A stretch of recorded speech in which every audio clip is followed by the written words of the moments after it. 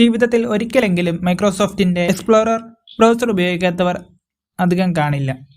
Internet explorer ഇനി ചരിത്രമാവുകയാണ്. അത് 27 വർഷത്തെ സേവനം അവസാനിപ്പിച്ചാണ് ഇന്റർനെറ്റ് എക്സ്പ്ലോറർ യാത്ര അവസാനിപ്പിക്കുന്നത്. മൈക്രോസോഫ്റ്റിന്റെ വിൻഡോസ് ഓപ്പറേറ്റിംഗ് സിസ്റ്റത്തിലെ പ്രധാന സോഫ്റ്റ്വെയർ ആയിരുന്നു ഇന്റർനെറ്റ് എക്സ്പ്ലോറർ. 1994 തോമസ് റിയർഡൺ എന്ന വ്യക്തിയാണ് ഇന്റർനെറ്റ് എക്സ്പ്ലോറർ നിർമ്മാണം തുടങ്ങിയത്. അക്കാലത്ത് യൂസ് ചെയ്തുകൊണ്ടിരുന്ന സ്പൈഗ്ലാസ് INC എന്ന കമ്പനിയുടെ മൊസൈക് ബ്രൗസറിന്റെ സോഴ്സ് കോഡ് ഉപയോഗിച്ചായിരുന്നു അന്ന് ഇന്റർനെറ്റ് എക്സ്പ്ലോറർ ഡെവലപ്പ് ചെയ്തിരുന്നത്. National centre for super computing applications ആണ് മൊസൈക് ബ്രൗസർ വികസിപ്പിച്ചത്.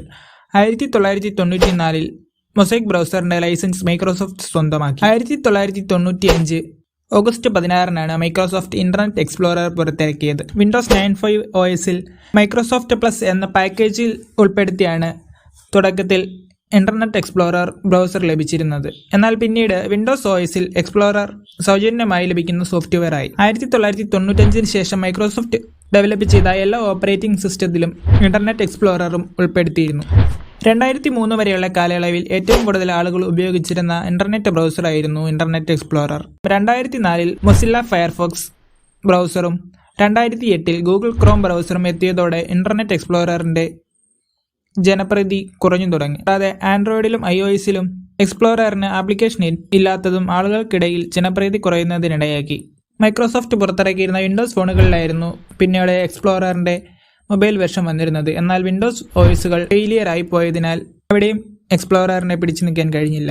2015 വിൻഡോസ് 10 OSൽ എക്സ്പ്ലോററിന് പകരം മൈക്രോസോഫ്റ്റ് ഡിഫോൾട്ട് ബ്രൗസറായി എഡ്ജിനെയാണ് സെറ്റ് ചെയ്തിരുന്നത്. എക്സ്പ്ലോററിന്റെ ജനപ്രീതി കുറഞ്ഞപ്പോൾ അതിനു പകരം മൈക്രോസോഫ്റ്റ് അവതരിപ്പിച്ചതാണ് എഡ്ജ് ബ്രൗസർ. എക്സ്പ്ലോററിന്റെ ഡിസഡ്വാൻറ്റേജസ് എല്ലാം മുൻകൂട്ടി കണ്ടുകൊണ്ട് തന്നെയാണ് മൈക്രോസോഫ്റ്റ് എഡ്ജ് ഡെവലപ്പ് ചെയ്തത്. Edge browser Windows, Android, iOS, Mac OS തുടങ്ങിയ എല്ലാ OSകളിലും അവൈലബിൾ ആണ്.